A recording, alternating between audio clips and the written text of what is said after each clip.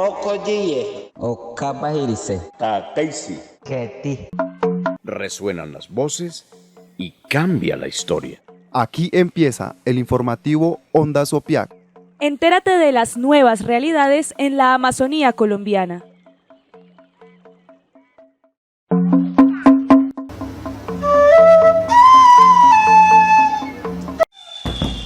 Gilbert Cruz, del pueblo Piratapuyo, es Onda Sopiac. Rafael Arbeláez, del pueblo Cubeo, es Onda Sopiac. Lisa Trujillo, de los Llanos Orientales de Colombia, es Onda Sopiac. Henry Gamba es Onda Sopiac. Son las 12:11 del mediodía y hoy es 31 de octubre del año 2022. Se acabó este mes, el mes de Halloween, el mes de las brujitas, conocido culturalmente en el mundo occidental, en donde los niños y los adultos también se disfrazan, salen a pedir dulces. Es un día de celebración, pero hoy es 31, un lunes, entonces creo que la celebración fue este fin de semana. Hoy, en este último día del mes de octubre, vamos a hablar sobre las noticias más importantes porque se movió el entorno político a nivel mundial. Hay noticias relevantes para la Amazonía desde Brasil, hay noticias relevantes desde OPIAC y también la actualidad nacional de qué está sucediendo en los escenarios políticos y en los escenarios también de participación ciudadana. Así que a las 12:12 del mediodía, Henry Gamba nos presenta los titulares de las noticias más importantes del día. Internacionales. Luis Inácio Lula da Silva, elegido por tercera vez presidente en Brasil. Estudiantes de la Universidad Nacional de la Amazonía peruana crean bolsa transparente, biodegradable y comestible a base de yuca. En noviembre se realizará el segundo Encuentro Internacional de Investigación en Administración y Emprendimiento en la Triple Frontera. En Onda Sopiac, la carta de Salvatore Mancuso a Colombia en torno a la paz total. Nacionales. El Ministerio de Ambiente firmó primer acuerdo social para proteger las selvas, el proyecto de zonificación ambiental participativa en Cartagena del Chairá. Disturbios durante la manifestación por la libertad de los presos políticos el pasado 28 de octubre. ASO Capitales pedirá al gobierno Petro que regalías para ciudades capitales no dependan de gobernaciones. Expresidente Santos y presidente Petro se reunieron a hablar de paz total. Asesinados Jonás y Faustino Carabalí, líderes afro en el departamento del Putumayo. Regionales. Atentado a la senadora indígena Aida Quilcue en el departamento del Cauca. Mineros artesanales y ancestrales del Putumayo se reunieron con Gobierno Nacional para formalización minera artesanal del Putumayo. OPIAC al día. Se adelanta reunión sobre catastro multipropósito con delegados de las 5 organizaciones indígenas de orden nacional.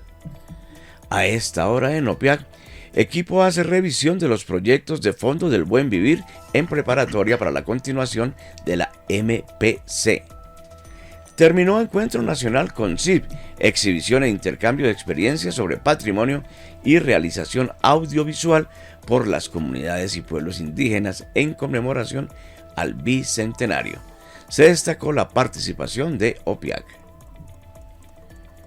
Continúa el diplomado de capacitación técnica, administrativa y financiera para los pueblos amazónicos, organizado por la Coordinación de Educación y se desarrolla en la Casa del Pensamiento de OPIAC en la Mesa, Cundinamarca. Y el recomendado para hoy. Esta semana se estrenarán las cápsulas para redes sociales alrededor del Convenio 803 sobre cambio climático desde la Coordinación de Territorio de OPIAC. 12 de la tarde, 15 minutos en la Amazonía colombiana.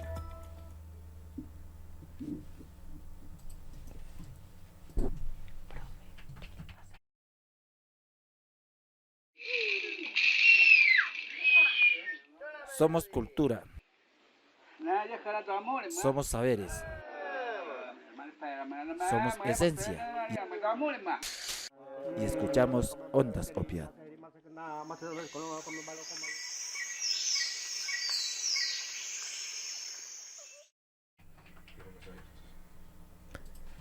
Son las 12:16 y en las noticias internacionales les contamos que el nuevo presidente de Brasil es Luis Ignacio Lula da Silva, con un total de 60.345.999 votos.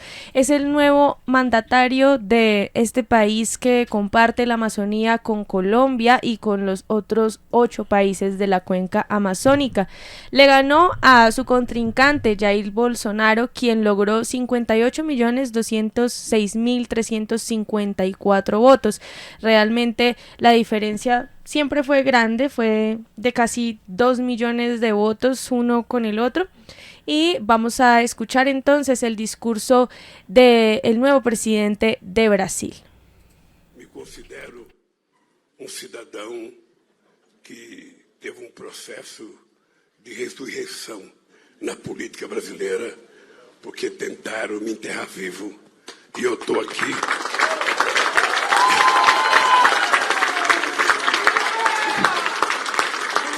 Estou aqui para governar esse país numa situação muito difícil, mas eu tenho fé em Deus que com a ajuda do povo nós vamos encontrar uma saída para que esse país volte a viver democraticamente, harmonicamente, e a gente possa, inclusive, restabelecer a paz entre as famílias, entre os divergentes, para que a gente possa construir o mundo que nós precisamos e o Brasil. Esta não é uma vitória minha, nem do PT, nem dos partidos que me apoiaram nessa campanha. É a vitória de um imenso movimento democrático que se tornou, que se formou acima dos partidos políticos, dos interesses pessoais, das ideologias, para que a democracia saísse vencedora. Nesse 30 de outubro histórico, a maioria do povo brasileiro deixou bem claro que deseja mais e não menos democracia. Deseja mais e não menos inclusão social e oportunidade para todos. Deseja mais e não menos respeito e entendimento entre os brasileiros. Em suma, deseja mais e não menos liberdade, igualdade, fraternidade em nosso país. Día 18 minutos están escuchando el informativo de Ondas Opiat, la voz de la Amazonía. Bueno, este era un fragmento que obtuvimos del discurso de Lula gracias a El País, y les vamos a ir contando datos curiosos sobre el nuevo presidente de Brasil. No tan nuevo, está repitiendo cargo. Lo quieren mucho, salió con un 90% de favorabilidad en su anterior mandato. Y bueno, les contamos que entre los datos personales encontramos que Luis Ignacio Lula da Silva nació el 27 de octubre de 1945, mejor dicho, les está llegó... celebrando cumpleaños. Sí, está de cumple. Le llegó de regalo una nueva presidencia. Ay, qué bueno. Sí, bien. Ha tenido varios matrimonios. El primero fue con Rosángela Silva, es el de la actualidad, el que tiene con Rosángela Silva, que lo celebró el 18 de mayo de este año. La esposa anterior es Marisa Leticia Lula da Silva, quien fue su esposa hasta su muerte en el 2017, y tuvo una primera esposa que se llamó María de Lourdes Lula da Silva, quien murió en 1971. Él sí llevó las cosas hasta que la muerte nos separe, y ahí ha ido recuperando el amor en otras mujeres. Ojalá este matrimonio actual le dure más y no le opaque, sí, muchos años, y no le opaque la presidencia. Se le conoce por el apodo Lula, que fue añadido formalmente en 1982 a su nombre. El papá del presidente Lula no creía mucho en la educación, más bien creía en mantener a la familia. Lula viene de una familia muy pobre, entonces fue hasta los 10 años que él de forma autónoma aprendió a leer, pero dejó la escuela en 5º grado para trabajar de tiempo completo como embolador de zapatos, y trabajando perdió uno de sus dedos, el dedo meñique de la mano izquierda, tras un accidente de trabajo, y esto hace que tenga... Sí, a mí también me dio como, como que sentí el corrientazo. Y a raíz de este accidente que tuvo en el trabajo, pues se unió como a los movimientos sindicalistas en Brasil e inició ese camino que conocemos hoy de política, que ha tenido. En la cronología podemos contarles que en 1966 se convierte en obrero metalúrgico, y milita en un sindicato. En 1976 es elegido el presidente del sindicato metalúrgico, y el 10 de marzo de 1980 ayuda a fundar el Partido de los Trabajadores, partido con el que llega hoy a la presidencia de Brasil. Nuevamente, sí señor. Y del 19 de abril al 19 de mayo de 1980, como uno de los líderes de la huelga del sindicato metalúrgico, es arrestado por la policía tras un enfrentamiento con los trabajadores, y permanece detenido durante 31 días. Entonces, más o menos preso político también, manifestante, ahí duro y enfrentado con la policía. En noviembre de 1982 queda en 4º lugar en la carrera por la gobernación del estado de Sao Paulo. En 1983 ayudó a fundar la Central Única de Trabajadores, una confederación sindical nacional para Brasil. En 1986 es diputado en el Congreso de Brasil. En 1989, 1994 y 1998, durante estos 3 años, es candidato a la presidencia de Brasil por el Partido de los Trabajadores, quedando siempre en 2º lugar, y es hasta el 27 de octubre del 2002 donde es elegido presidente en segunda vuelta con el 61,3% de los votos. Esa es la primera presidencia que asume justo el día de su cumpleaños, además. Ese muchacho se la pasa de celebración en celebración. Octubre es su mes preferido. Sí. Es un brujito. Me disculpará, pero así es. No sé qué tal son las fechas, pero no creo mucho en eso. Para el 29 de octubre del 2006 gana la reelección con el 61% de los votos. El 30 de septiembre de 2008 reacciona a la caída de los mercados mundiales estadounidenses y dice: no podemos convertirnos en víctimas del casino erigido por la economía estadounidense, y entonces se va de frente y directo contra Estados Unidos. En 2010, el 1 de enero de 2010, se estrena en Brasil una película que dramatiza la vida de Lula da Silva. Se llama Lula, Hijo de Brasil, recomendada para que la vean y conozcan un poco sobre la vida de el nuevo y 3 veces mandatario de Brasil. En el 2010 es elegido en el primer puesto en la lista de las 100 personas más influyentes del mundo según la revista Time. Ahí también ha estado la vicepresidenta Francia Márquez. Y bueno, todo esto ha sido una larga carrera de triunfos, de altibajos, de tener que enterrar a 2 de sus 3 esposas, que han sido hasta la muerte, ha estado con ellas hasta la muerte, ahí firme.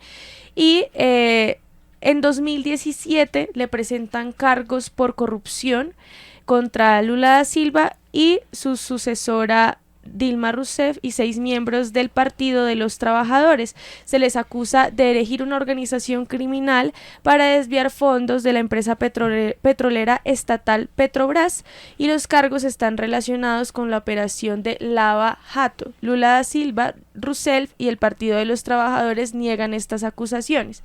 Entonces les vamos a contar por qué recibió Lula da Silva una condena de prisión y por qué fue anulada. Entonces resulta que el expresidente y ahora presidente tuvo acusaciones porque entre el 2003 y el 2010, y al retirarse de la presidencia, contaba con un nivel de aprobación del 90%, fue sucedido por Dilma Rousseff, que también es del Partido de los Trabajadores, y en 2014 se inició en Brasil la operación Lava Jato o autolavado. la mayor investigación sobre corrupción llevada a cabo en la historia de Brasil y centrada en la petrolera estatal Petrobras, de numerosos políticos y empresas constructoras, entre esas Odebrecht. Estaba dirigida por el juez federal Sergio Moro y la operación Lava Jato develó una supuesta trama de corrupción a nivel nacional que involucró principalmente a políticos del Partido Progresista, el Partido del Movimiento Democrático Brasileño y el Partido de los Trabajadores, del que es Lula da Silva.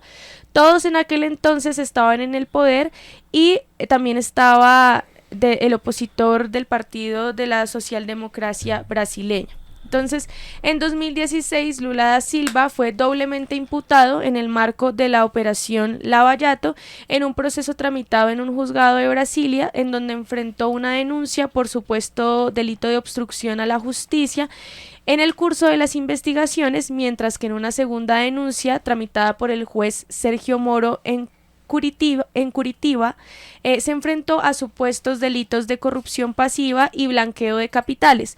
Los cargos también afectaron a su esposa Marisa Leticia Lula da Silva. En marzo de ese año, del año 2016, Lula aceptó convertirse en el jefe de gabinete de Dilma Rousseff, un cargo que le daría cierta inmunidad en las investigaciones, pero días después un juez del Supremo Tribunal Federal de Brasil presentó una medida cautelar para impedir que él asumiera este cargo y que también tuviera esa inmunidad. Sobre las acusaciones en su contra, Lula dijo que en ese entonces, en una serie de tweets que eran ficción, y sus abogados señalaron en un comunicado que el caso tenía una motivación política y acusaron a la fiscalía de sacar conclusiones precipitadas. Sobre la condena, un juez brasileño dictaminó en septiembre de 2016 que habían suficientes pruebas para que Lula da Silva y su esposa, quien falleció meses después, y otras 6 personas fueran juzgados por cargos de corrupción. Pero en el 12 de julio de 2017, Lula fue declarado culpable de los cargos de corrupción y lavado de dinero derivados de los sobornos y beneficios que recibió de la petrolera estatal Petrobras. El juez federal brasileño Sergio Moro, quien sería luego el ministro de Justicia en el gobierno de Jair Bolsonaro entre 2019 y 2020, condenó a Lula da Silva a 9 años y medio de cárcel, pero el presidente permaneció en libertad durante el proceso de apelación. En septiembre se presentaron nuevos cargos por corrupción contra Lula da Silva, su sucesora Dilma Rousseff y otros 6 miembros del Partido de los Trabajadores, a quienes se les acusó de dirigir una organización criminal por desviar fondos de la empresa petrolera Petrobras en el marco de esta operación Lava Jato. Lula da Silva negó todas estas acusaciones y es el 24 de enero de 2018 cuando un tribunal de apelación brasileño confirmó por unanimidad la condena por corrupción de Lula, lo que terminaría poniendo freno a sus planes de volver a presentarse a las elecciones, que no funcionó porque hoy es nuevamente el presidente de Brasil. Los 3 jueces de esa corte de apelación también añadieron 2 años y medio a su sentencia, dándole 12 años y un mes de prisión. Lula da Silva siguió en libertad, sin embargo, a la espera de futuras apelaciones. Efectivamente, el 7 de abril de 2018, después de casi 2 años de proceso, Lula da Silva se entregó a las autoridades federales para comenzar a cumplir su condena de 12 años de prisión por corrupción, tras desafiar durante un día a la orden de entregarse encerrado en un edificio sindical. Ya en prisión, en Curitiba, en estado de Paraná, Lula intentó en agosto inscribirse en las elecciones presidenciales, pero un mes después el máximo tribunal electoral de Brasil se lo impidió por su condena por corrupción. A comienzos de 2019 fue condenado nuevamente a 12 años y 11 meses de prisión por aceptar sobornos en forma de reformas en su casa de campo, pero poco después el Supremo Tribunal Federal de Brasil redujo la anterior pena de prisión de Lula de 12 años y 1 mes a 8 años y 10 meses. Además, el 7 de noviembre de ese año, el Supremo Tribunal Federal de Brasil dictaminó que los acusados podían permanecer en libertad hasta que agotaran todos los recursos. El fallo revirtió una decisión anterior que había contribuido a poner tras las rejas a decenas de poderosos políticos y empresarios. Y un día después, Lula da Silva salió de la cárcel tras más de 19 meses de estar tras las rejas. Y ustedes se preguntarán cómo fue la anulación de los delitos contra Lula, cómo fue que logró zafarse de esta condena por corrupción que lo iba a llevar a la cárcel por más de 12 años. Y lo que sucedió fue que en junio de 2019 el medio digital The Intercept Brasil publicó supuestas comunicaciones a través de una aplicación de celular entre Sergio Moro, que era el juez que estaba llevando a cabo la investigación desde el principio y que condenó por primera vez a Lula, y el fiscal jefe de la operación Lavallato, que era Delta Dallacnol. Y el medio, a través de una serie de reportajes, defendió en ese momento la tesis de que Moro y los fiscales habrían actuado de forma coordinada y parcial y legalmente dudosa contra el caso de Lula da Silva. El juez Moro rechazó las irregularidades en su accionar y dijo que en aquel momento, cuando era aún ministro de Justicia, que los mensajes filtrados desde el medio de Intercept Brasil por una fuente anónima fueron obtenidos por medios ilícitos. Bueno, no habló sobre la claridad de los mensajes, pero dijo que habían sido obtenidos de una manera ilícita, como, ay, me violaron la privacidad, pero no voy a negar que sí lo hicimos. También pidió al medio que entregara a las autoridades la totalidad de los mensajes obtenidos para poder hacer un análisis completo del contenido, ya que según el juez Moro, el material publicado podría haber sido sacado de contexto o incluso manipulado.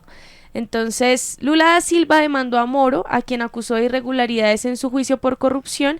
La defensa de Lula da Silva afirmó que la condena por parte de Moro, que también fue confirmada por un tribunal de apelaciones, le había causado daños irreparables, dado que pasó más de 500 días en prisión.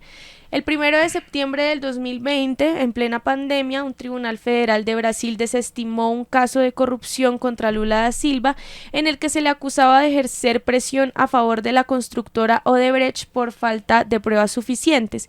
El 8 de marzo del 2021, el Supremo Tribunal Federal de Brasil anuló las condenas por corrupción de Lula da Silva por defectos procesales y ordenó reiniciar los casos. Y el 23 de marzo de ese mismo año, del 2021, dictaminó que el ex juez Sergio Moro actuó de forma parcial cuando condenó al expresidente Lula da Silva en conexión con la compra de un apartamento triplex en la ciudad de Paulista, en Guarujá.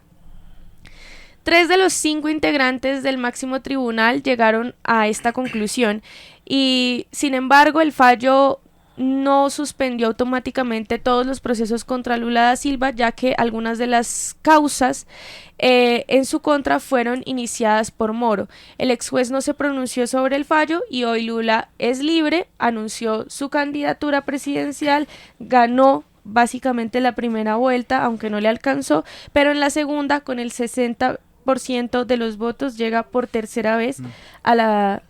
Con el 51.9%. Con el 51.9% llega nuevamente a la presidencia de Brasil, libre de cargos y pues asumiendo nuevamente el mandato en este país vecino. Bueno, muy interesante toda esta biografía que nos ha traído Lisa Trujillo. Parece una novela. Sí, señora. Una novela bastante interesante. Pero a mí me queda en los primeros datos que dijo en la cabeza que comenzó ganando por el 62%, las elecciones, la segunda fue con el 61% y en la tercera apenas con el 51.9%, lo que quiere decir que el trabajo de la extrema derecha brasileño, como en toda América Latina, ha llegado a emparejar las fuerzas y la disputa fue realmente por muy poco porcentaje, aunque se hable de más de 1,5 millones de votos, pero estamos hablando también de un gigante de América Latina que tiene muchísimos habitantes. Entonces, si hablamos de porcentajes, la diferencia fue muy poca. El trabajo de la extrema derecha, me imagino que ayudado por los medios de comunicación parcializados y malintencionados. Como siempre los chécheres, como pasa en Colombia, me imagino yo, profe, porque siempre meten la cucharada haciendo ver la otra cara que no. Poniendo una realidad diferente, Exacto. haciendo que la gente incline sus afectos por uno u otro candidato, lo hacen por los de extrema derecha, alejándolos a otros de la parte social, y las diferencias han sido pocas. Pero lo que queda aquí también interesante es que ya casi todos los países de América en el sur y gran parte de América Latina son de corte social izquierda, excepto en Colombia, en América Latina, en Sudamérica, Sudamérica, Uruguay, Paraguay y Ecuador. Los demás, todos los países de Colombia hasta Argentina, son con gobiernos hoy de corte social izquierda. Yo diría que de colorcito naranja, porque rojos no son. Están ahí como tibios, como palitos. Sus campañas fueron basadas en las filosofías sociales, Ujú. aunque ya cuando entran en posesión, por ajustar sus equipos, por no tener mayores contradictorias y todo esto, Son más van progresistas. como pintando sus colores un poquito más hacia el progreso. Sí, señora, tiene toda la razón. Pero lo interesante es que se han achicado mucho las brechas en continentes en donde realmente uno esperaría que la parte social realmente fuera más amplia.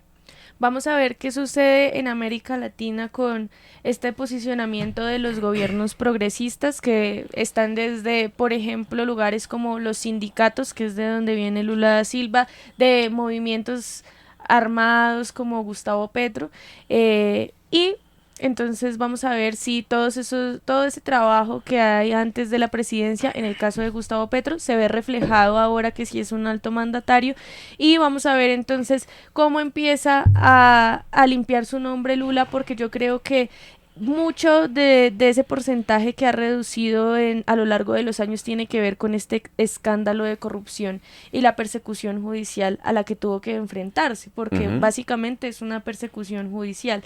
Que sea inocente en su totalidad, habrá que esperar a que la justicia de Brasil siga con las investigaciones, porque lo que se ordenó fue reiniciar las investigaciones al ver que el juez Moro tenía sesgos y que después fue el ministro de Justicia de Bolsonaro, pero veremos entonces cuál es la verdadera cara y qué va a ser lo que va a realizar el presidente, porque entre otras propuso un ministerio para los pueblos indígenas. Esa fue una de las propuestas con las que llegó al poder, hacer un ministerio de los pueblos originarios en pro de salvar la Amazonía. Entonces vamos a ver cómo se defiende este señor ahora. Esas son las expectativas a las 12:37 minutos en la Amazonía colombiana, y Venga. que compete directamente con nuestra organización OPIAC, con nuestra emisora. Es ¿qué le espera a la gran Amazonía, no solamente colombiana, sino brasilera, peruana, ecuatoriana, venezolana? ¿Qué le espera con estos presidentes que todos han prometido en campaña trabajar por los pueblos indígenas y por la Amazonía en Por general? la Amazonía, profe. Pregunto yo a ustedes, ¿qué dijo nuestro presidente cuando llegó Lula da Silva al poder ahorita? Dijo, ¡viva Lula! Y fue el Punto. primer mandatario de América Latina que se hizo presente con un saludo para su amigo Sí, ellos son Luis Ignacio. amigos. Son amigos. Y también la vicepresidenta lo felicitó y aprovechó para darse un bañito de popularidad, porque ella hace como un mes y medio, 2 meses, antes de la primera vuelta, se reunió con Lula, se dieron abrazos, piquitos, se cogieron las manos y hay como 20,000 fotos en internet. Entonces Diablos, también lo sí. felicitó, sí. Como Bueno, diría dice Rafael acá- Pombo, se hicieron la venia, se dieron la mano. Ujú. Yo creo que eso tuvo que Dijo ver, le dio la @ Gustavo bendición. Petro sobre el tema. Dice que Brasil haga brillar la luz de Latinoamérica. Hay quienes dicen que no existe el fascismo. Está en cada uno de nosotros. Se detiene adentro y afuera. Si queremos más días en la humanidad, el fascismo debe ser detenido. Lo dijo @ Gustavo Petro. Gustavo Petro. Lo dijo quien está dando acuerdos y dándose la mano con los fascistas. Ah, muy bien. Muy bien, gracias. Hablando de fascistas, María Fernanda Cabal también se pronunció, profe, y dijo solidaridad con los brasileños que creen en la libertad. Hoy no ha perdido Bolsonaro, sino todo el país. Dios cuide a Latinoamérica y nos permita retomar el rumbo. Ay. Bueno, tenemos personajes en de toda todas América maneras, Latina. de todas maneras, lo que pasó ya era. Así que toca que desde la parte de los territorios amazónicos y los pueblos indígenas tenemos la esperanza de que a partir de estos gobiernos de izquierda, o como se quieran llamar, los pueblos y los territorios tengan más representación, se puedan ver más y los territorios indígenas sean más respetados, porque Brasil es uno de los más grandes países, pero también la Amazonía más grande en todo el territorio suramericano. Pero de igual forma, la discriminación, la tala, la contaminación en los diferentes territorios amazónicos, donde se encuentran también muchos pueblos indígenas, es la que más se le está degradando, ¿no? Entonces, 12 del día, 41 minutos. Están escuchando el informativo de Ondas OPIAC.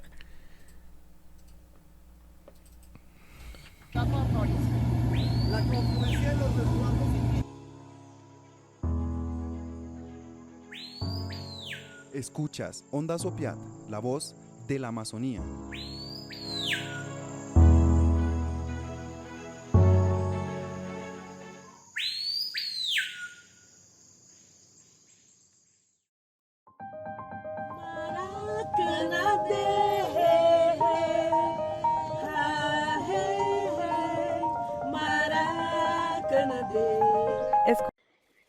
El vuelo del colibrí nos trae las noticias nacionales.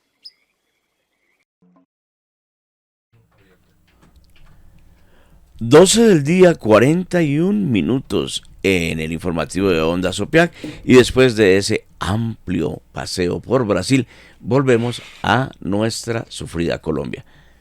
Así es, profe. Les contamos que se sigue moviendo la paz total y esta vez Salvatore Mancuso vuelve a tomarse los titulares de los medios de comunicación tradicionales, alternativos, propios, de todo, porque tiene mucho que ver y mucho que entregar también a este escenario de paz, y le envía unas peticiones al presidente Gustavo Petro. Recordemos que Salvatore Mancuso es ex paramilitar y en esta ocasión abogó ante el gobierno para que los desmovilizados de las AUC terminen sus procesos de reincorporación, y también lanzó un dardo al gobierno del expresidente Uribe. Les tenemos la carta la compartió Gustavo Petro a través de su cuenta de Twitter para poner a temblar a más de uno por ahí, diría yo, en especial a Álvaro Uribe Vélez, quien anda muy calladito y dice, es que tengo el síndrome, ¿cómo fue que dijo? Que no salía en medios porque tiene síndrome de preso. Pues que tenga mucho más síndrome de preso, porque escuchen esto. Es justo que tenga algo de preso ese señor. Ojalá, sí, ojalá ya no sea algo solamente domiciliario y preventivo, sino que sea una condena justa por tantas investigaciones que tiene. Algo recogiendo café no estaría para que tenga todas esas investigaciones. Entonces, el señor presidente de la República, doctor Gustavo Petro, así se titula la carta que envió Salvatore Mancuso a Gustavo, y dice: señor presidente, escuché con toda atención su discurso a propósito de la entrega de aquellas tierras cordobesas a los campesinos de la región.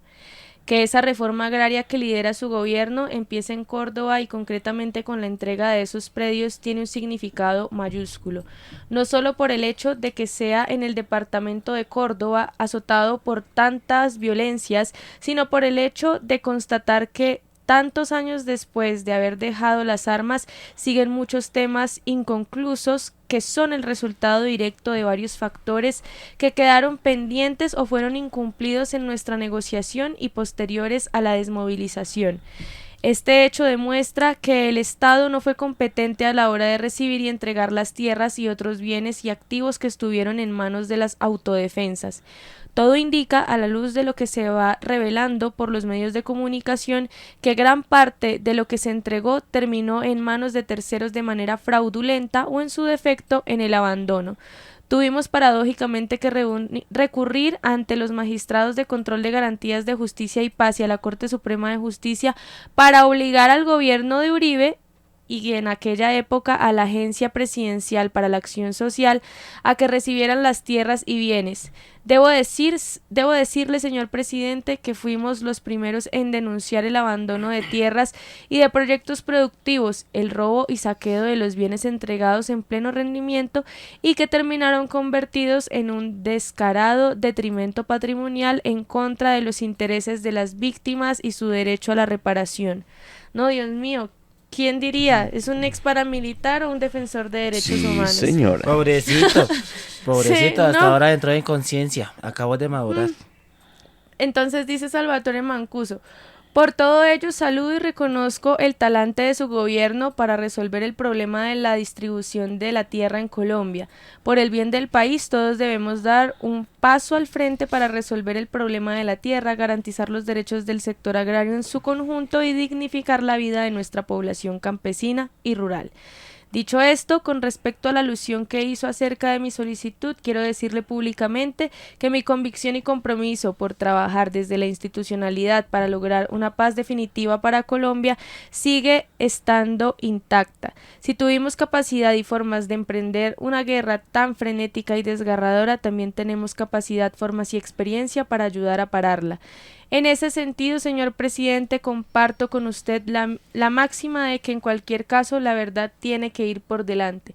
Yo debo decirle con mucho respeto que toda mi actuación desde que lideré la negociación con el Estado colombiano para la desmovilización de las autodefensas ha sido con la verdad por delante. No tengo rabo de paja ni mucho menos estoy persiguiendo propiedades. No tengo miedo alguno. Lo que he tenido que decir lo he dicho a costa de mi seguridad y la de mi familia. Y como cuenta de cobro, vea usted dónde estoy y las retaliaciones, venganzas y persecuciones de las que hemos sido objeto. Por consiguiente, no tengo impedimento alguno para asumir las tareas que correspondan en el objetivo compartido de lograr la paz total para Colombia. Doctor Petro, no solo está pendiente la reforma agraria y la reparación de las víctimas, también está pendiente desmontar los nuevos órdenes sociales que creamos los actores del conflicto bajo la mirada cómplice de los gobiernos anteriores, así como los factores de persistencia que perpetúan las violencias, tareas absolutamente urgentes. Además de ello, como primer paso y hecho político que selle nuestro acuerdo de voluntades compartidas, está pendiente finalizar el proceso de reincorporación y reintegración de quienes nos desmovilizamos como resultado de la negociación de Realito. Darle un cierre digno a este proceso es una de las tareas pendientes del Estado y condición sine qua non para una paz integral y definitiva. Cuente conmigo y estoy convencido de que los excomandantes de las AUC también para ayudarle a la titánica tarea de construir la paz total. 12:47. Era la carta de Salvatore Mancuso a Gustavo Petro. Y tiene mucho que ver y entra en la actualidad con el escándalo que tiene la SAE encima, porque la Procuraduría ya está buscando los bienes incautados y resulta que están arrendados por menor precio al que deberían por estar en el mercado, o simplemente hay algunas propiedades de la SAE que no aparecen. No aparece. Más Desaparecieron. raro. Más raro. Vamos a ver qué responderá Gustavo Petro. ¿Qué es? Bueno, y el encargado de esta institución es un hombre muy, muy, muy joven, del que se espera mucho, pero creo que va a tener demasiados enemigos ocultos, como están ocultos esos bienes que ya deberían pertenecer a los colombianos y de los cuales se podría echar mano para no estar pagando 3 millones de hectáreas para devolverle a los campesinos. Y lo que dice, y se me hace muy raro que no le haya tirado un dardo a Fedegan Salvatore Mancuso, porque habla de que está bien que inicie el tema de la reforma agraria desde Córdoba, pero resulta que en Córdoba es donde hay gobernador que está siendo judicializado y que también está acogido a la JEP por haber participado con actuación de paramilitares para despojar la tierra de los campesinos, y ahí está Fedegan. Entonces, como que muy tibio con respecto a ese tema. Sí, señora. Y muy tibio también porque en Córdoba, precisamente, es donde está el terreno más amplio que tiene el hasta hace poco innombrable, pero que Mancuso sí lo nombra directamente, Álvaro Uribe, con su finca El Ubérrimo, que habría que ver cuántos desplazados hubo para que él tuviera ese mega territorio allí en Córdoba. Veremos entonces qué responde Gustavo, porque apenas se presentó por Twitter la carta, puso a todo el mundo a hablar, puso a Salvatore Mancuso en tendencia, pero él, calladito. 12:50 están en el informativo Onda Sopiac. Gilbert Cruz también es Onda Sopiac. Bueno, y continuamos con más noticias con el tema de la paz, profe Lizano. Resulta que el pasado jueves 27 de octubre el expresidente Juan Manuel Santos y el presidente Gustavo Petro se reunieron aquí en la ciudad de Bogotá en el Club Metropolitan. No sé de pronto, profe, usted que conoce bien esta ciudad. Y el motivo fue para hablar temas en torno a la paz. El presidente Petro y Juan Manuel Santos, como les decía, el jueves se reunieron en Bogotá, ambos para tocar temas de la paz. El anfitrión del encuentro, que se desarrolló por casi 3 horas, fue Carlos Ruiz Massieu, jefe de la misión de verificación de la ONU en Colombia, pues consideraba era importante el encuentro teniendo en cuenta que Santos firmó el acuerdo de paz en 2016 con las extintas FARC. Durante la comida, Ruiz Massieu fue el primero en hablar y después el presidente Petro, que lo dijo a Santos que estaba comprometido con la implementación del acordado. El máximo mandatario de la nación estuvo acompañado por el alto comisionado para la paz, Danilo Rueda, y el senador Iván Cepeda, quien fue facilitador en las negociaciones con las FARC. Aunque le resaltaron a Santos la importancia del acuerdo que él también firmó, le explicaron las razones por las que consideran que los diálogos se deben ampliar a otros grupos y estructuras en este proceso de paz total que adelantará el gobierno Petro. Se refirieron a la violencia que persiste en las regiones y a otros procesos que no se lograron concretar en el pasado, como los diálogos con la guerrilla del ELN que se retomarán durante el mes de noviembre, que ya nos está pisando aquí los talones. El expresidente Santos estuvo también acompañado por el general en retiro Oscar Naranjo, y aunque no acordaron una fecha en concreto, sí estuvieron de acuerdo en volverse a encontrar para seguir hablando sobre temas relacionados a la paz de Colombia. 12:52, escuchan el informativo Onda Sopiac.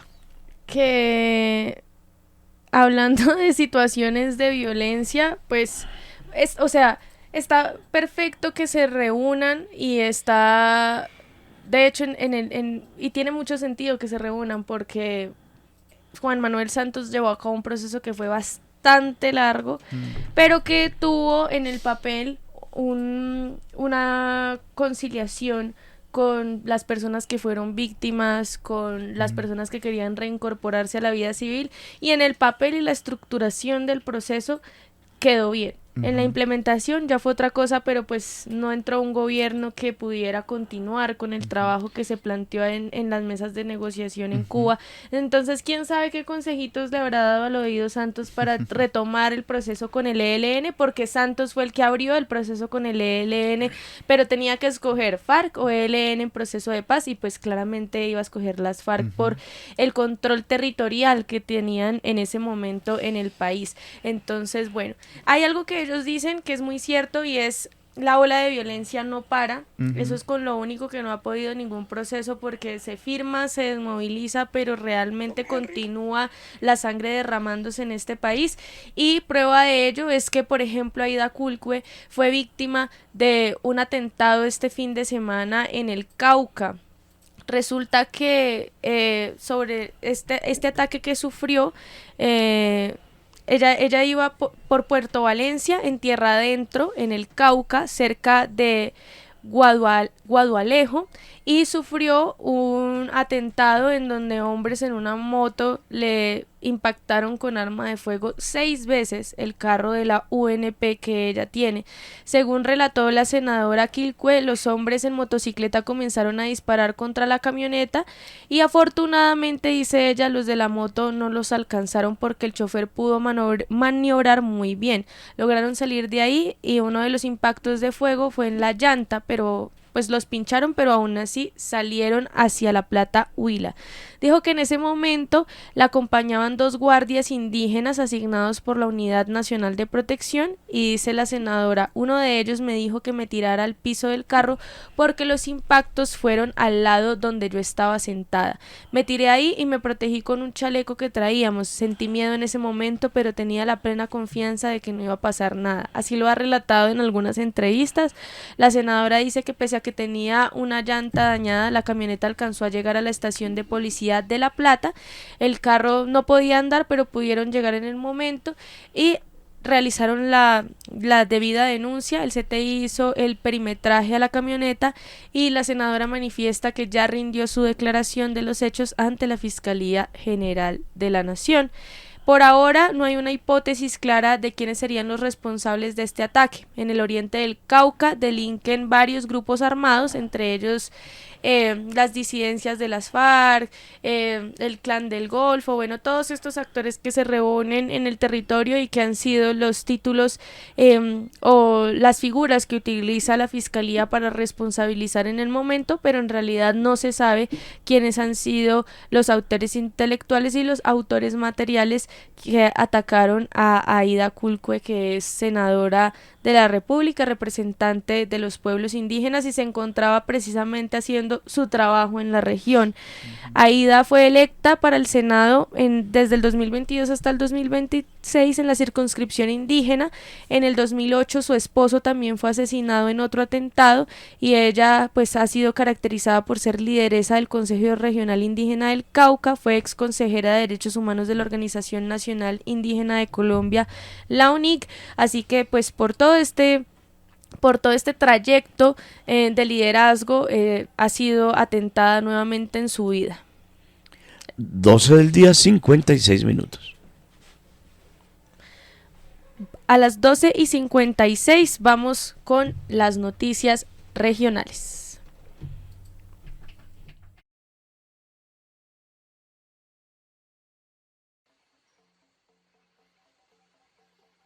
Con el Burucutú vuelan las noticias de la región amazónica.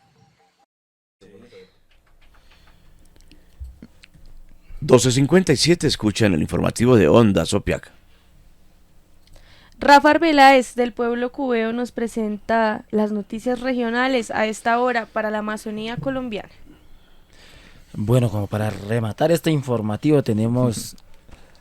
hablando de atentados, hablando de No, para rematar el informativo tenemos noticias positivas en los territorios amazónicos, justamente en Leticia.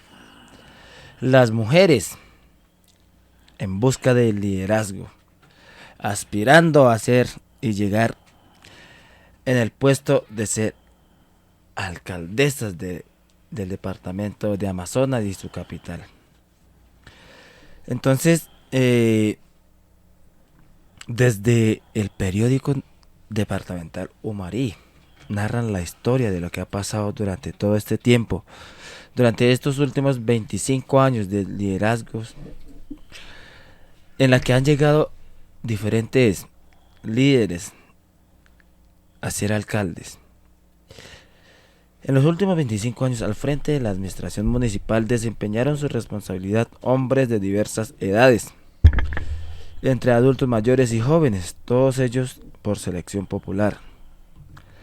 La historia ya los califica por sus hechos, a unos para bien y a otros para mal o pésimo alcaldes. Más con penas que con glorias, incluso cuestionados por el pueblo y otros censurados por la justicia. En la contienda electoral que se avecina salen a la palestra política nombres de selectas damas que buscan desempeñarse como alcaldesas. Y hay señoras para escoger que han desempeñado cargos de responsabilidad y otras de ocupación significativa como amas de casa y dirigentes de organizaciones sociales, todas ellas con excelentes muestras de resultados acorde a sus compromisos. El elector primario, el ciudadano, tiene una decisión determinante para elegir a una dama y colocarla a que oriente y ponga orden a la cuadernada administración de Leticia, ya que los hombres que fueron alcaldes no llenaron las expectativas esperadas. Por el contrario, el 95% salen con sumarios de los estrados judiciales, pero eso sí, con una acumulación personal de solvencia económica y bienes de propiedades costosas. Entonces, ante el panorama gris oscuro, es sano y conveniente brindar amplia oportunidad para que la mujer asuma el liderazgo de dirigir el municipio de Leticia, porque ellas y solo ellas demostrarán que son capaces de realizar una gestión integral en beneficio total de todos los pueblos y los que viven en la frontera como en vitrina de Colombia ante los países vecinos. Aparece Gloria Revelo, Jessica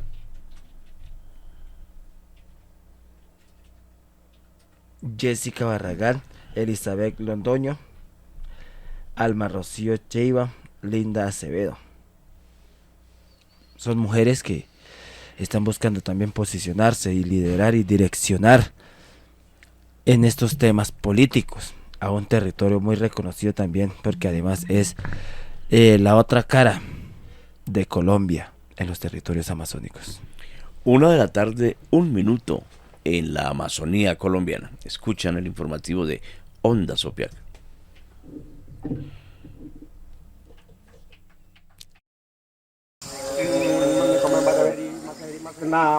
Opiac al día.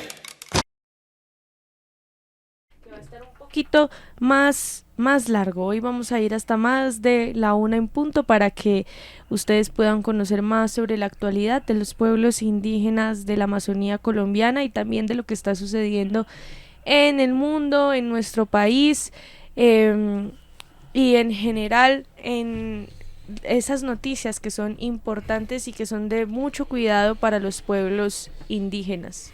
Bueno, en otras noticias, estudiantes de la UNAC, o sea, Universidad Nacional Indígena del Perú, crean bolsa transparente, biodegradable y comestible a base de yuca. Qué rico. Los estudiantes de la Facultad de Agronomía de la Universidad Nacional de la Amazonía Peruana, Jorge Lincoln Piero, Poloceno, Alfredo Mego, Bill Macahuachi, Angie Verona,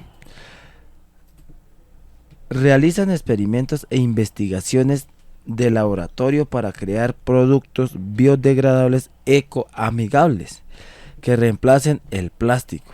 Los insumos utilizados por los estudiantes son promocionados por la población de la comunidad campesina de Cantagallo, río Amazonas, y la comunidad campesina Muyuna del río Nanay. De esta manera crearon una bolsa transparente, biodegradable y comestible a base de almidón, de yuca y empaques para alimentos a partir de las hojas de bijao y plátano. Los mismos que expusieron en la Feria de Innovación Tecnológica del Consejo Regional de Ciencias y Tecnología, que se realizó en la Plaza Sargento Lores el pasado viernes 28 de octubre. Estas son las noticias importantes y relevantes que han hecho los pueblos indígenas, y en este caso los jóvenes investigadores de la Amazonía peruana. 1:03 p.m. Seguimos ahora con noticias menos agradables del orden nacional. Fueron asesinados Jonás y Faustino Carabalí, líderes afro en el departamento del Putumayo. Lamentable noticia, pues se nos informó que el día de ayer, 30 de octubre, en el corregimiento Jardines de Sucumbíos, en Ipiales, Nariño, que a su vez limita con el municipio de Orito en el departamento del Putumayo, fueron asesinados Jonás Carabalí, presidente del Consejo Comunitario Afro, Nuevo Amanecer, y su primo Faustino Carabalí, líder social afro también. Según la comunidad, hombres fuertemente armados, al parecer pertenecientes al grupo Comandos de Frontera, fueron quienes dispararon ocasionándole la muerte de manera inmediata. Con estas dos personas en lucha han caído 17 líderes durante este año en el departamento del Putumayo. Las comunidades putumayenses y nacionales rechazan este hecho y se hace un llamado al gobierno nacional para que informe cómo avanza el diálogo con los grupos armados ilegales en el marco del proyecto Paz Total. 1 de la tarde, 5 minutos.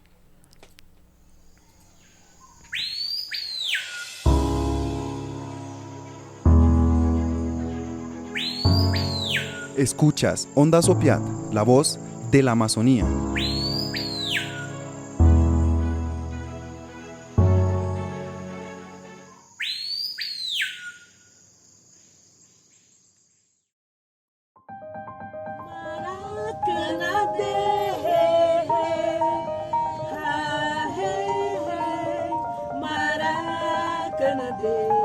Escuchas Onda Sopiat, la voz de la Amazonía.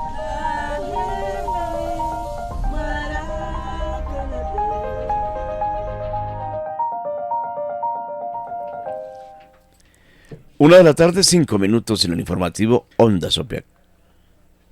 Duván Alonso desde Bacatá también tiene noticias regionales que involucran a la ministra de Medio Ambiente. Entonces, Duván, cuéntenos.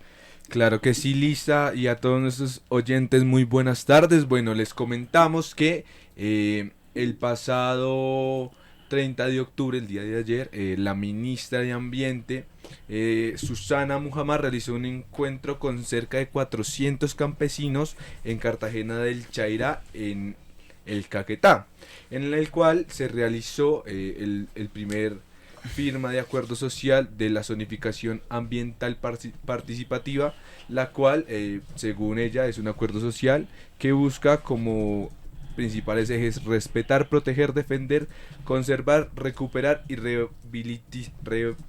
revitalizar la Amazonía colombiana. Según la ministra, este es un hecho que se consolida como uno de los hitos de 100 días del gobierno actual. Hoy no solo tenemos la estrategia, sino que comenzará a implementarse. El primer punto son los acuerdos sociales y generar los escenarios de confianza para demostrar que es posible recuperar la selva con dignidad, bienestar para la comunidad.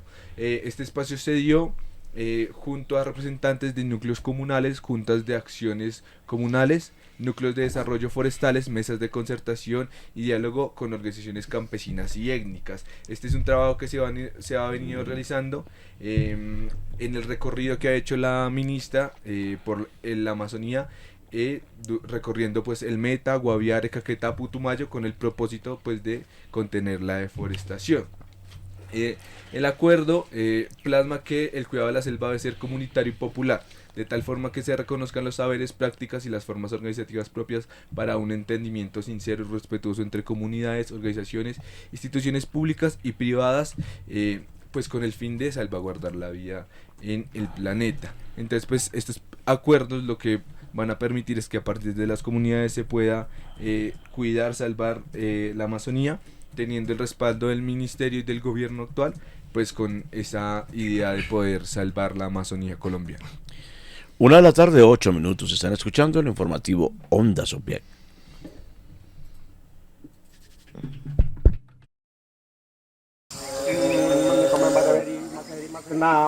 OPIAC al día. Resumen informativo para saber de la actualidad de los pueblos indígenas de la Amazonía colombiana. OPIAC al día.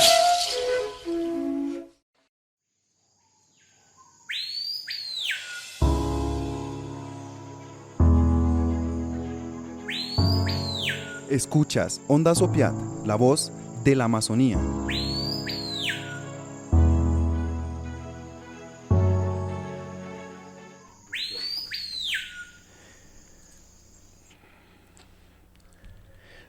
Una de la tarde con 9 minutos. Lisa Trujillo es Onda Sopiat.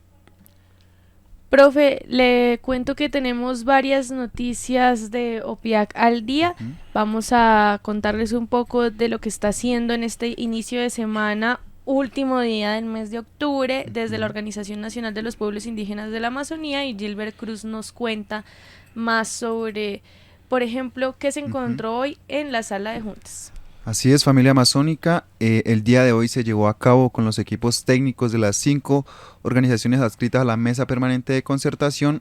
Se hizo una reunión en la sala de juntas aquí de la organización para hacer seguimiento a los acuerdos de la pasada MPC que fue aquí en la ciudad de Bogotá.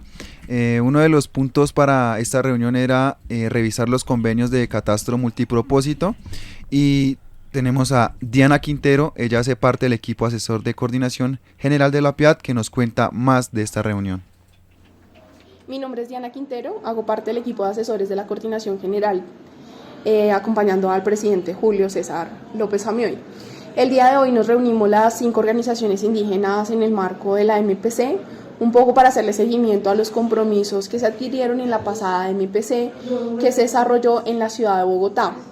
Dentro de los compromisos estaba revisar cómo estaban los convenios que se vienen dando en el marco del catastro multipropósito para pueblos indígenas, también poder revisar la articulación temprana de las organizaciones para el cumplimiento de los compromisos desde las organizaciones, y finalmente también poder revisar en temas más administrativos, técnicos, que ha venido pasando sobre todo con el cumplimiento de los compromisos por parte del IGAC. En ese sentido, lo que identificamos es que desde la última MPC, después de transcurridos 15 días, la institucionalidad pues le sigue incumpliendo a los pueblos indígenas, sobre todo con la entrega de la información y las garantías para la conformación de los comités técnicos que tienen que hacerle revisión tanto a las circulares como a los procesos que ya se han venido levantando en el marco de la gestión catastral en el país. Ahí escuchábamos a Diana Quintero, hace parte del equipo asesor de la Coordinación General de la OPIAT. Entonces nos contó el importante tema, ¿no, profe? Ahí nos cuenta y nos resume más o menos de los incumplimientos que han tenido por parte del gobierno y de las instituciones, en este caso del IGAT, que es el encargado de la parte geográfica del país. Entonces, importante, esto es lo que lo que realizó la OPIAT esta mañana. IGA, que es el Instituto Geográfico Agustín Codazzi. Así es. Y les contamos que en OPIAC no paramos de trabajar ni los fines de semana. Y en este fin de semana estuvo el profe Henry Gamba cubriendo un espacio referente al área de comunicación. Entonces cuéntenos, profe, a la 1:12. Sí, estuvimos en el Encuentro Nacional Exhibición e Intercambio de Experiencias sobre Patrimonio y Realización Audiovisual por las Comunidades y Pueblos Indígenas en conmemoración al Bicentenario. Este fue un evento de la CONCIP, que es la Comisión Nacional de Comunicación de los Pueblos Indígenas, que se realizó desde el jueves 27 de octubre hasta el sábado 29 aquí en Bogotá, donde hubo cerca de 20 participantes que compartieron las diferentes producciones que se vienen haciendo y los diferentes planes que se vienen haciendo en el marco de esta comisión. Eduardo Góngora nos cuenta qué hicieron durante los 3 días. Cuando son la 1:13 en toda la Amazonía colombiana. Bueno, del 27 al 29 de octubre, esta semana que pasó, se realizó uno de los eventos que estaban previstos pues para este final de año por la Comisión Nacional de Comunicación de los Pueblos Indígenas, la CONCIP, donde nosotros estábamos como organización OPIAC, que hacemos parte de la CONCIP, también citados a participar en esta sesión, que era el encuentro nacional, o fue el encuentro nacional de exhibición e intercambio de experiencias sobre patrimonio y realización audiovisual para las comunidades y pueblos indígenas, esto en el marco de la conmemoración del Bicentenario. Pues nosotros en los años pasados hemos venido trabajando desde la CONCIP y como organizaciones el tema del Bicentenario, pero sobre todo pues más dirigido con la campaña de Somos Reexistencia. De igual forma, pues este año se llevó a cabo bajo esta premisa de la reexistencia de los pueblos indígenas, pues 2 espacios donde participamos como organización OPIAC. La primera fue el encuentro de realizadores, donde vinieron dos realizadores de la Amazonía, que es Nixon Piaguaje del pueblo Siona y Miguel Núñez del pueblo Macuna, como representaciones. Entonces, con esos dos representantes por OPIAC, tanto Nixon, que viene del Putumayo, como Miguel Núñez, que ya es amigo de estos espacios, junto con la participación de Herman Mendoza y Eduardo Góngora, tuvimos una magnífica presentación allí y representación en la CONCIP. Y al finalizar el sábado nos habló la secretaria técnica de la CONCIP, Silsa Arias Martínez, y esto fue lo que nos compartió cuando son la 1:15 p.m. en el informativo de Ondas OPIAC. Es un encuentro sobre gestión patrimonial en el marco de la CONCIP. Gestión patrimonial es uno de los temas de la política pública de comunicación de ahí para los pueblos indígenas, que se viene desarrollando de una u otra forma a través del capítulo que tenemos de pueblos indígenas en patrimonio audiovisual, que es el PACPI. Ese es un acuerdo que tenemos en el marco del Plan Nacional de Desarrollo. A propósito, que quedó que vamos a concertar un documento que lleve precisamente los lineamientos, pero también los proyectos y las acciones que han de desarrollarse como todo un plan. Pero lo hemos venido desarrollando, las organizaciones poco a poco, los últimos 3 años han venido haciendo un ejercicio de aperturar el tema. Algunas ya las tenían avanzadas, llámese el CID, llámese el mismo NIT, y otras han venido en ese proceso.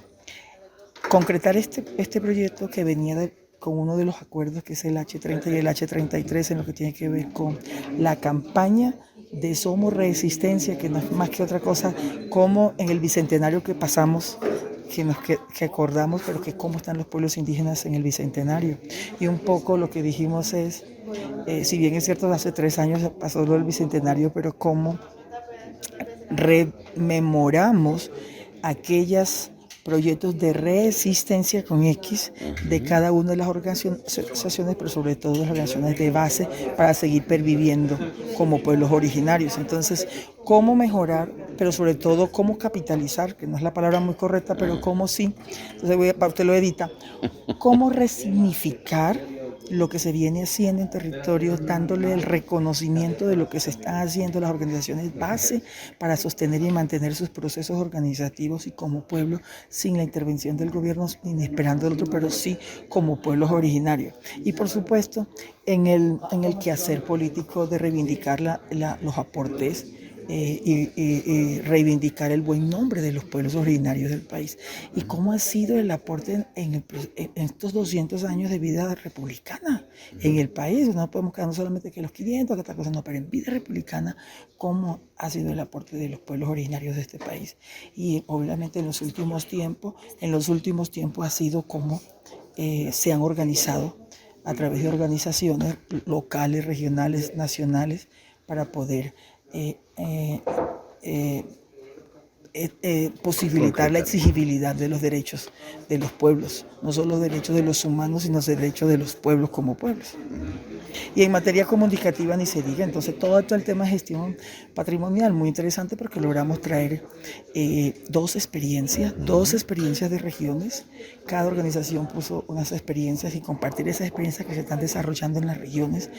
Precisamente eso no empezamos de cero, o sea, eso no es de arriba hacia abajo, sino que de abajo hacia arriba precisamente se le pueda dar alcance a que esos proyectos, y reconocerse, ve lo que yo estoy haciendo, pensé que lo estaba haciendo, no lo estaba haciendo mal, y a lo mejor que lo estoy haciendo bien, o hay otro, óyeme, que puedo darle una trascendencia mucho más, porque esta gente ya le dio un alcance mucho más. Entonces ha sido muy enriquecedor, pero muy desafiante de cara a la política pública de gestión patrimonial que tenemos que asumir como pueblos originarios. Yo creo que la esperanza es el nombre que deberíamos tener todos, ese es el segundo nombre. El verde es la naturaleza, el verde es la madre, y la esperanza tendríamos que trabajarle de esa, pero la esperanza empezamos uno, o sea, ¿cómo nos llamamos nosotros? ¿Cómo revivimos? ¿Cómo le echamos agüita a eso? Era Silsa Arias Martínez, secretaria técnica de la CONCIP, quien hacía el cierre el sábado anterior. A esta hora está llegando a Manizales nuestro compañero y amigo Miguel Núñez para participar en un evento audiovisual a nombre de la organización indígena de la Amazonía colombiana. Ya tendremos el informe directamente con él, cuando son la 1:19 p.m. Así es, profe, no se pierdan en Cantos de la Selva nuestra llamada con Miguel para que él nos cuente qué anda haciendo por Manizales y nos hable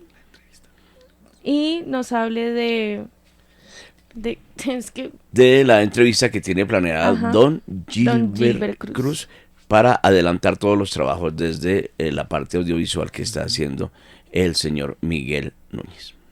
A la 1:19, hasta aquí llegaron las noticias del informativo Onda Sopiac. Recuerden continuar conectados con toda nuestra programación. Ustedes escucharon y escuchan a Dubán Alonso, Gilbert Cruz, Rafa Arbeláez, Henry Gamba y quienes habla Lisa Trujillo en Onda Sopiac. Nosotros somos la voz de la Amazonía. Keti. Boroko Giye. Okapa Irise. Takaisi. Keti. Resuenan las voces y cambia la historia.